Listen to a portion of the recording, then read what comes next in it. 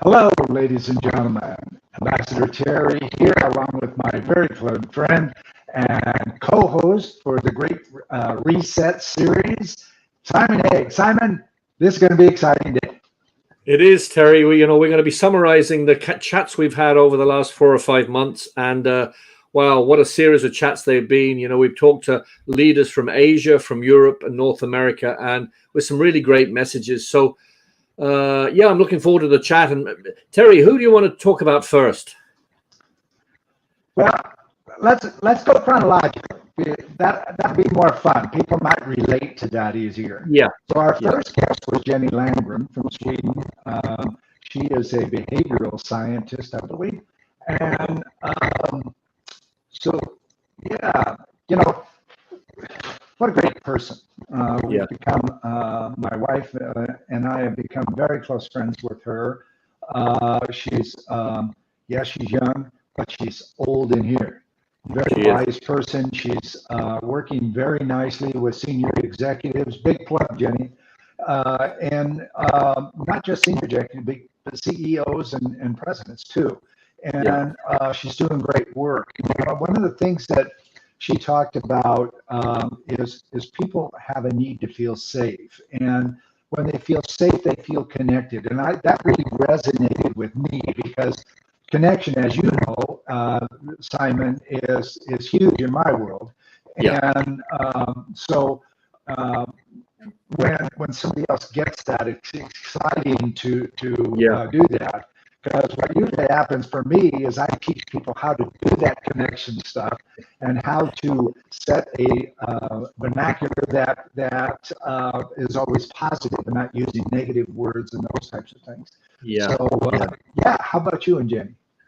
I just thought she was, as you said, she was wise beyond her years. She had an awareness and a perception of what is right and wrong in life, of the parameters of communication, as you said. And I think for me, the central message that she brought out was you can only be, and I agree with this 100%, you can only be a truly effective leader if you have self-love and self-compassion. That was the core for me. And, because to be a leader, you need to inspire others in an honest, trust-based way. And how the hell can you do that if you don't trust yourself, if you don't have self-love and compassion? So I think all leaders, whether they like to hear this or not, need to go through a self journey. I don't think any leader can be truly effective if they're just plonked in a role and they haven't gone through their own journey of self-exploration. So I think that self-love and self-compassion part of what she discussed was spot on. What do you think, Terry? I absolutely agree with you. There's an indigenous teaching that says you cannot give what you do not have. So if you want respect, you give it. If you want love, you give it. And all of that starts with inside yourself. If you respect yourself and you have love for yourself and you have the confidence that you're a good person and that you can do good in this world, that comes out of you. It just seeps out of you, and people get a hold of that, and they're aware of that energy, and it's very powerful. So yes, absolutely agree that start with self, and if self is hard, get a hold of one of us, and we'll help you through that. And we certainly, both of us have exercises with that. In fact, Jenny does too. That's a lot about what she does. And so, great guest, really terrific person. And well, our next guest was Fausto Turco from Italy, and that was terrific too because he's real good with English, so he had an interpreter there. But it didn't matter. I mean, that word, that message was powerful, and Herb Keller from Southwest Airlines there, he quoted him and that disparity, it's okay for leadership to get nice pay raises, but there's a disparity there that has been happening for a long time, and now there's this major several hundred%, in some instances, several 1,000% difference between the top of the company and the middle managers even, So a lot of that needs to change for the workers to come back and feel like they're part of it. Yeah, absolutely. And, for me, my key takeout from Fausto, who I know well, and he's a charismatic guy and he's a real deep thinker, and he really cares about what he thinks about and how he expresses himself, albeit for you and me through an interpreter. But that doesn't matter, because communication isn't really just about language. It's about connection. It's about hearts and souls connecting and minds connecting. And for me, the core of what he was talking about really was trust-based leadership. How can you hope to be a leader, a truly effective, sustainable, long-lasting leader, if you're not in the business of developing, creating, demonstrating, and maintaining trust? And I think he's spot on. And again, it requires courage. It requires a bit of courage to do, particularly in this day and age. I don't want to get into politics, Terry, but there's so much wrong with leadership right now in the world, and yet there's so much potential for right. And I don't think it takes a huge amount to flip the switch from non-trust-based leadership to trust-based leadership. But I do think it requires people like Fausto and you and me and our other guests who we'll talk about to call this out, to call it out when we see lack of trust, when we hear that employees and stakeholders don't feel trust in their gut. We need to call this stuff out. And I think that's really what Fausto talks about: trust-based leadership, being honest, being willing, being open-minded, and being courageous as well. And he's just a wonderful example of trust-based leadership. What do you think? Absolutely spot on. There's a saying in the military. As you know, I'm a retired Navy man, and and that's train to relieve, and that is the people underneath you, prepare them for their next assignment, for that next level. And the really good leaders did a good job of that, and I brag, and I did a really good job of that too. And you check and balance yourself, and you by the people who get promoted under you, the higher percentages of people under you, you're doing a good job. And that was always the case for me, and even out in the world, at corporate, when I saw somebody who had that spark, I didn't care if they were a busboy or whatever. I started watching them. I started mentoring them and helping them, because you can't teach a spark. You have to already have it. And once you have it, it can certainly go out. So keeping that flame of confidence the confidence, I think, is really terrific. And our third guy was pretty amazing, Dr. Abe Curris, and him talking about being an authentic leader, like we're already talking about. And the key to what I took away from him is transparency. Always tell the truth, just not always be telling the truth and tell all the truth. When somebody asks you a question, you give an honest answer, be authentic and be ethical, but that honest answer doesn't need to include all the secrets in the company. Just answer the question. Okay. Some people go overboard with that, and that's about as tragic as coming up with a lie, because then the people out there have 5,000 questions instead of one or two. So those were two real keys for me. You, Simon?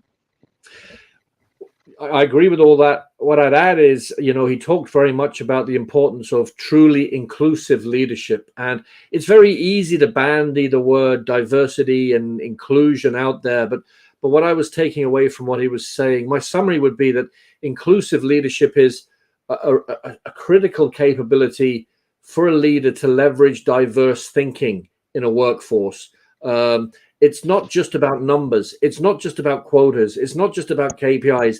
It's about truly doing all you can to make sure that everybody in an organization has the same opportunity at the starting gate to leverage diverse thinking. Because And being an inclusive leader means also, it means challenging and empowering, and not being afraid of calling things out when you see them going wrong. And and I agree with all this, because when you think about it, Terry, the biggest challenge for organizations is to create growth, and to have growth you need innovation. For innovation you need diversity of people and thought and behaviors and attitudes. You don't want everybody to be the same, otherwise you're not going to go anywhere, you're going to go backwards. But to activate all of this, you need inclusive leadership, because it comes from the top. So I thought for me that was really the core. And I know Dr. Abe Kouris also is hugely influential in supporting disability rights as well, and that's often an area that people don't talk about enough. And we hear about neurodiversity, we hear about racial issues and gender issues, but there's also issues around disability as well. So he thinks about inclusivity through the whole gamut, which I love. What about you? Absolutely. Higher brains, not bodies. It was really a pleasure to converse with, much less be a colleague. And, yeah. And another big takeaway that he said there, ladies and gentlemen, I want you to really grab a hold of. People will forgive you when you tell them the truth. They may never forgive you if you tell them a lie. So transparency, this connection, this repeat, there's this connection, this theme of what we're talking about in leadership is following through to each of these three people. And ladies and gentlemen, we picked them out because all of our guests were different people around this issue with totally different ideas. But guess what? The main ideas are still the main ideas, and I hope you take that away. Tell people about it. Share this conversation with other people, because it's valid. It doesn't matter if you're in the chairman's seat or pushing a broom down a hallway. You're involved. You're part of it. The diversity is about people, not classifications. A very good friend of mine and colleague, I don't know if you know him, Roy Howard, he speaks about that a lot. I had a conversation with one of my mentees the other day, and I think this is valid at this point, and that is when you feel like that you're every bit as important in your role as everyone else is in your role, then, or rather everyone else is in their roles, it's like, well, you don't understand, I'm an hourly employee and you're a C-suite guy.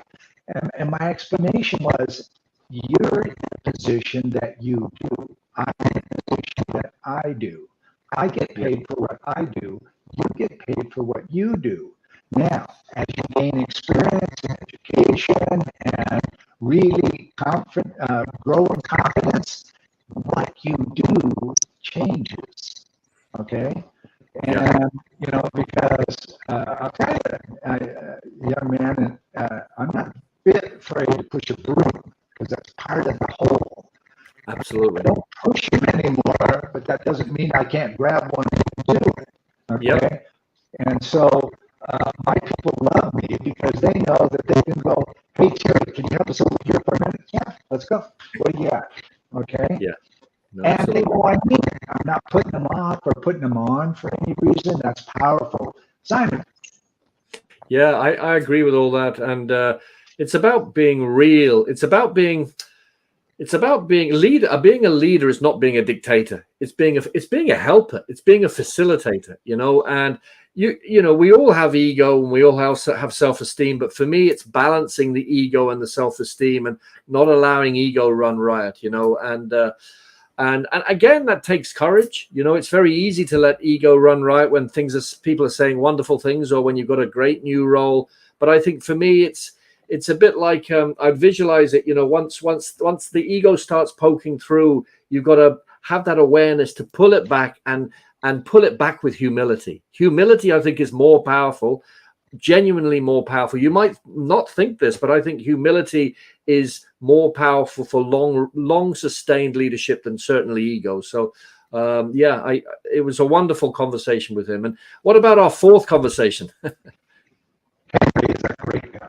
And Yeah. Henry Manning is from Hong Kong. So you see the global impact that we brought here. My co-host is in Dublin. I'm in the Eastern United States, and we interview people all over the world. Why do we do that? Number one, they have a great message. But number two, they show that the world is really smaller and thinks really a whole lot the same and have similar visions than you and I that are watching right now from Bangladesh or Nigeria or Chicago. It doesn't matter. Henry is a big vision guy, and when a leader has a clear vision of where they want to go and where they want to take their company or their division, they don't have to be top. They can be somebody that runs a branch of a bank branch of a bank. It's having a clear vision so that all of the rest of the people can not only see that vision, but they can see themselves helping to attain that vision. And as they do that, it becomes their shared vision. And that's, to be part of something like this is exciting. Ladies and gentlemen, there's a great side effect to being part of a vision, enjoying vision, because you feed off of each other's energy. We're humans. We're going to have a bad day now and then. But when you get to work and everybody else in there is buzzing and humming, the odds are you're going to be buzzing and humming with a certain time frame. And it's easier for you to maintain it. Now, overachievers, I've had this discussion with one of my latest book, Consortium, Business Model for 21st Century. Overachievers is a single person who overachieves, and their leadership and their company take advantage of that and work them down to crash. All right? This is not what that is. When you have a shared vision, everybody is excited to be at work. They're more happy at home. That means they're healthier. There's a whole lot of issues that the average employee deals with that over time don't seem to come up as much because they're focused, they're happy. They love being home when they're home, and they love being at work when they're at work. Simon. Yeah, that's wonderful, and your book is a great book, and I was a privilege to endorse it recently, Consortium, and I was hoping you're going to mention that, and and what you talk about and what Henry talks about really is the importance of collaboration. That's a key theme in both, and I've known Henry for quite a while now. I met him in London 4 years ago, nearly 5 years ago, and we've done some podcasts and worked together, and he's always fascinating because he's from Hong Kong, but he spent a lot of his life in London, in particular in the UK. And so he sees everything from this perspective of the East and the West. For him, it's a balance, the best of both worlds, the best of what the East has to offer and the best of what the West. And he is fascinated with this concept of how do the East and the West collaborate to get the best out of each other, and he also talks about, curiosity as well. It's very important that we're all curious about each other. Don't be disdainful of others. Be curious. It's interesting on that point. I'd never really had much dealings with African cultures. Okay, I know you have, Terry, and I do a lot of work around awareness and communication. And somebody blew me away recently. They said in a particular country, and I forget the country in West Africa, they have a saying, right? And it's around the importance, the power, the strength of communication. And the saying is very simple. It's 3 words. I see you. I see you. And that means when somebody really takes the effort to understand and appreciate somebody else and to be empathetic and to tolerate and to accept the importance of collaboration, and the 2 people feel completely at ease, then you can use the term I see you. Isn't that really wonderful? It's a powerful little phrase, isn't it? Absolutely. Not only be somewhere, be seen. Yeah. When people say, "Hey Terry, great to see you," and I respond, "I'm 69 I always thought it's great to be seen at my age. Yeah, And, that's really funny, but it's really appreciated when people say that to each other. it is. I'm glad that I see you. Yeah, Because all of these guests, even you, Simon, we've never shaken hands. I know. And we're great friends, and started Yeah. some super, Yeah. this great quest of 5 programs, episodes here. And ladies and gentlemen, I want you to take something from me, and it's in my book, Consortium, is when you believe in yourself and when you set a vision that you believe in, and you don't put all of the hardships, all of the pressure of getting to it. And what is that pressure? That means goals and timelines. Goals and timelines are broken all the time. And people become unethical in trying to achieve that. You remove those goals and timelines where if you're moving forward towards your vision and another pandemic hits, you stop what you're doing, you help people out, you figure out what you're going to do. Maybe your unit becomes another revenue source. Who knows what it could be? But you're taking care of each other, and you do care about each other. And so when the pandemic sees back and it's to where everybody can come back physically again, you just keep going. You don't go, oh my God, we're a full quarter behind, revenue's down, blah, blah, blah, percent for this year, blah, blah, blah. Yes, we do have an excuse. It's not about excuses. It's about we're right here, we're present today, now we move forward. Together, team, together. A great example of that is through the COVID, ladies and gentlemen, I don't know if you follow Sir Richard Branson. I do. He's an amazing man. His number one thing about his success in his corporations is take care of your employees, they'll take care of the customers. And all through this great resignation that we've been talking about, and it's so powerful around the world, we don't have those issues. People love to come to work for him, and they come to work for him every day. Okay? There's something in the boss caring about you and taking care of you. He's bust tables on his new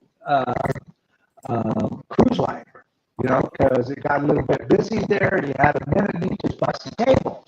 Everybody in the place is going, here's this billionaire busting a table. Right on. His people will follow him to the ends of the earth.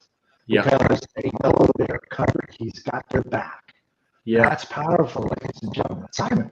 It is, it's one of the 5, you've hit it on the head. For me, it's one of the 5 things that I think a good leader needs to bear in mind to be a truly good, ethical, win-win, sustainable, great example. And that, you've mentioned the first one, and that's great leadership, right?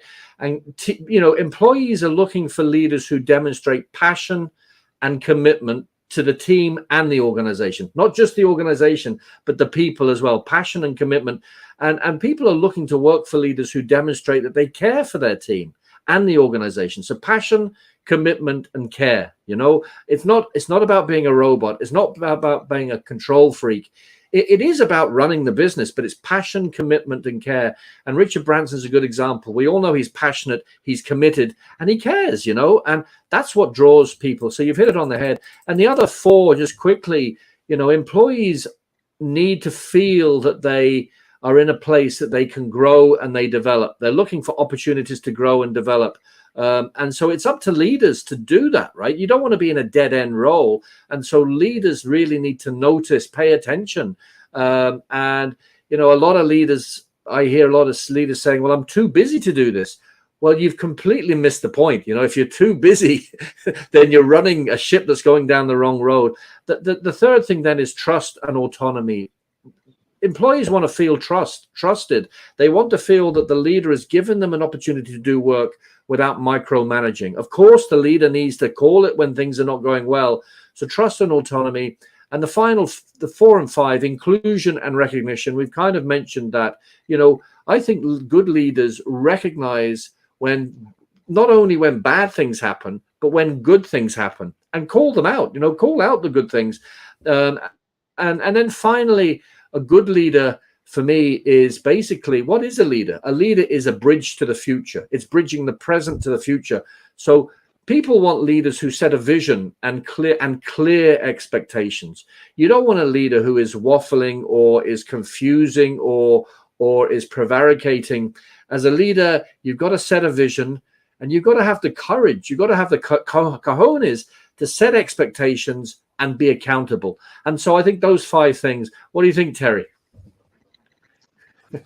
Totally agree. You know, ladies and gentlemen, we're talking about leadership. A great deal of this conversation over these months is about being a good person. It's about being authentic to yourself, to your family, to your friends, to your company, and to the people you're responsible for. Not the people who work for you, the people you're responsible for. Okay? And the great resignation, this whole thing about, the great reset that we've been talking about, really comes to the fore every day, nearly every conversation. People are fed up and they're going to leave. And now it's been long enough where people are going back and looking for jobs. You see about 5 things to have on your resume, things to do in the interview, and blah, blah, blah. Be authentic. Be you first. Okay? Your resume is just data until you put you in that resume. Okay? So the person who's reading it gets an understanding of your personality and who you are. Okay? Soft skills are coming to the fore. They're great. You can't talk about soft skills too much in an interview. They don't know what you're able to do. You know, lights go out in your office. Sit there and drink a coffee till it's full. No, there's things that you can be doing that help support the people that's in the room.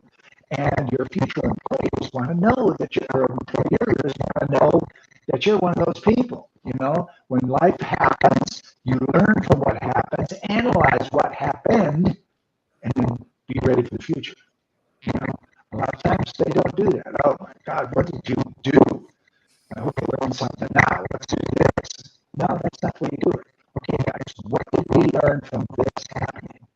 Bob did this. We all know he did it. So now what can we learn together so Bob does not repeat it? And neither do I or anybody else in here. It's a learn or learn situation. There is no pass, fail. There isn't any of that. That's limiting beliefs. The future of employers and their employee relationship is all about being people.